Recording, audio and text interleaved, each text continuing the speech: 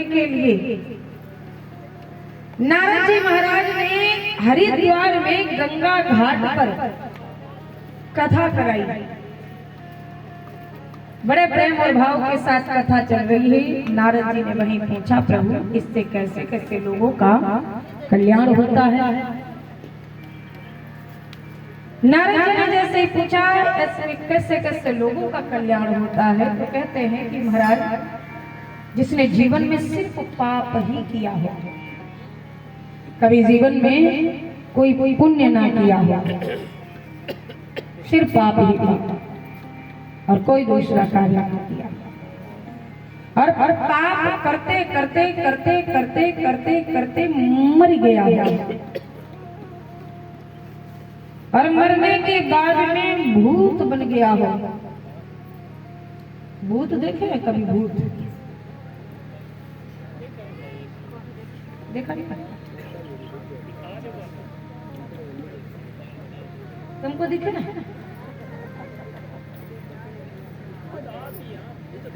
हाँ, पहले बहुत दिखते थे। अच्छा, होते तो है ना?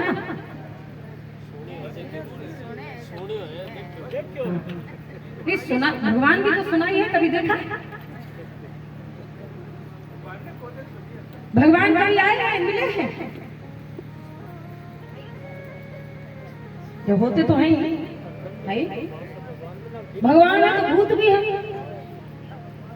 इसका ये थोड़ी अर्थ है कि जो दिखता नहीं वो है नहीं है।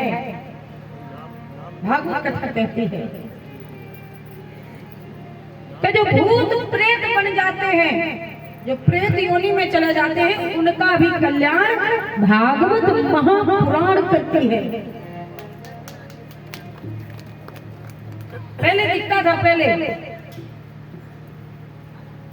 अब दादा बाबा बताते थे कि हमने देखे हैं।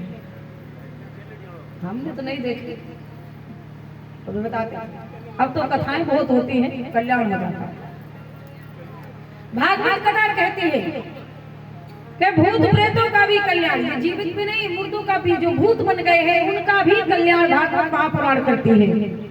नारद जी कहते हैं, बात मेरे तो बिल्कुल ही पल्ले न पड़ी, समझ ही नहीं आई। सनत कुमार कहते हैं, मैं आपको एक इतिहास सुनाता हूँ, बड़े ध्यान से सुनिएगा।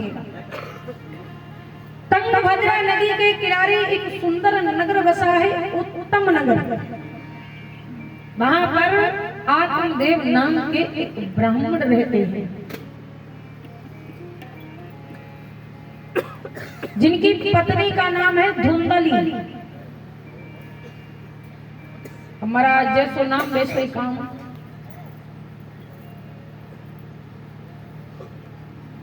जब तक महाराज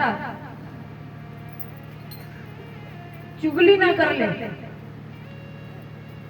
तब तक महाराज भोजन नहीं करती,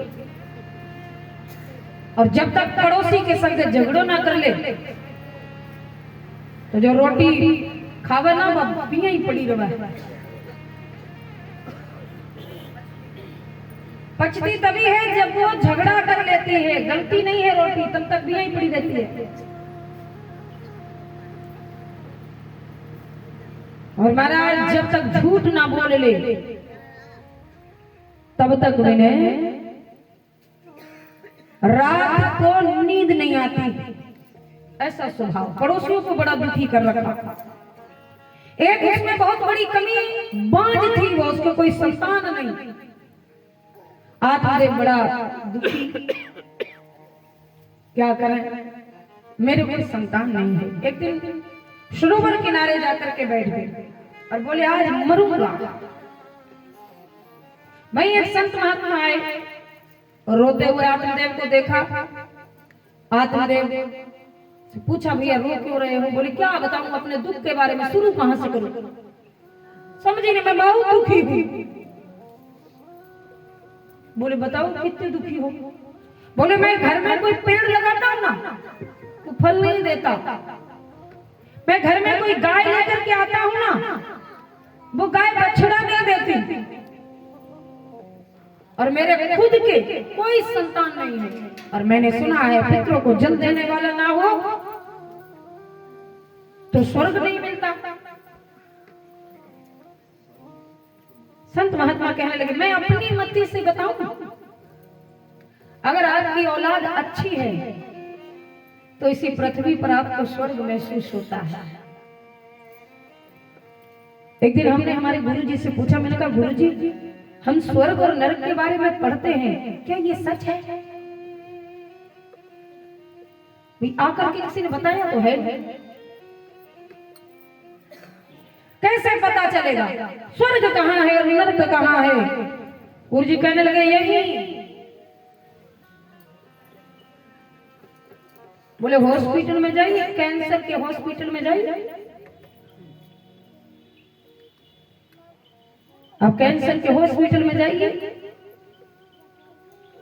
किसी का गला आधा निकल गया है, किसी का आधा चेहरा निकल गया है, किसी का पैर कट गया है, किसी की भुजा कट गई है, किसी की एक आंख निकल गई है, घाव ऐसा है कि महाराज बिज बिज बिज बिज उसमें कीड़े पड़े हुए हैं, मक्खियां भिन भिन भिन भिन कर रही हैं। बोले एक दिन जाकर के देखना बेटा, आपको यही नरक और यही स्वर्ग मिलेगा। वो नरक है, कहते हैं कि जिसकी संतान अच्छी हो उसे इसी पृथ्वी पर स्वर्ग मिलता है, और जिसकी संतान बुरी निकल जाए उसे इसी पृथ्वी पर नरक भोगना पड़ता है। अच्छी औलाद स्वर्ग दिखाती है और बुरी औलाद इसी में नरक दिखाती है। एक हमारे आश्रम में बूढ़े हैं, बुजुर्ग, उनके पैर खराब हैं, दोनों हाथों के बल से चलते हैं। एक दिन मैं उनके पास में बैठी, तो मैं बैठी थी तो पूछने लगे कि मेरे बेटे का कोई फोन आया? मैंने कहा नहीं, आपके बेटे का तो कोई फोन नहीं। कि महाराज जी मैं मेरे घर जाना चाहता हूं। मैंने कहा आपका बेटा जिस दिन छोड़ने के लिए आया था दादा, मैंने उनको ये भी कहा था कि अभी ये पैरों से चल नहीं सकते और माचे पर पड़े हुए को एक अलग सेवादार हमको देना पड़ता है, और हमारे आश्रम में अभी उस प्रकार की सुविधा नहीं है। मैंने दादा उनको आपके बारे में कहा था कि हमारी स्थिति अभी ये नहीं है, हम 2 सेवादार पहले से ही रख रहे हैं, और अभी एक माचे पर पड़े हुए बंदे को हम रखेंगे तो उसके लिए एक अलग सेवादार चाहिए जो इसकी पूरे दिन सेवा करे। इस प्रकार का कोई भी बंदा अभी हमारे यहाँ नहीं चलेगा, तो आप अपने पिताजी को अपने पास 6 महीने तक और रखिएगा। रात्रि को वो बेटा उनका आश्रम में रुका और बोला कि हम लेकर के चले जाएंगे। कोई नहीं महाराज जी, फिर ले आएंगे, हमको थोड़ा विदेश जाना है। मैं बात से चली आई, रात्रि को उनका बेटा उठ करके बाप को वहीं छोड़ दिया और चुपके से वहां से चला गया और मोबाइल स्विच ऑफ कर दिया। जब हमने सेवादार से पूछा, मैंने कहा उनका बेटा था वो कहाँ गया? बोले वो तो रात में उठ करके चला गया, हम तो सुबह उठे तो हमें मिले ही नहीं। वो तो दीवार कूद कर रात में भाग गया बेटा। ये स्थिति है आज के बच्चों की। माता पिता 10-10 बच्चों ने हंस कर के पाल लेते हैं, उनके कपड़े भी धुल देते हैं। माँ जब बच्चे को गोद में ली होती, बच्चा लेटरिन कर देता ना, तो माँ भोजन करती रहती है, उसको घिन नहीं आती के बाद में साफ कर लेंगे। डूब मरना चाहिए ऐसी औलाद को, शर्म आनी चाहिए उन बच्चों को जिनके माता पिता आश्रम में अपना घर जाना चाहते हैं। बुढ़ापे में बंदे को कुछ नहीं चाहिए परिवार के सिवा। अपने आश्रमों में अपने उनको भोजन दे सकते हैं, कपड़ा दे सकते हैं, दवाइयां दे सकते हैं। हो सकता है खाने के लिए घर से बेहतर मिल जाए। जितना अपना फल मिठाई यहाँ ना खा पाए, आश्रम में ज्यादा मिल जाए। क्यों?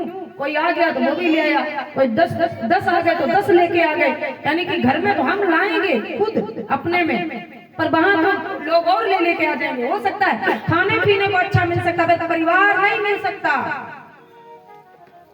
ये अपने को समझना पड़ेगा। सत्संग अपने को क्या बताती है कि अपने को ये समझना पड़ेगा कि जिन माँ बाप ने अपने को 10-10 को पाल पाल कर बड़ा कर दिया, हम खुद स्वयं 8 भाई बहन,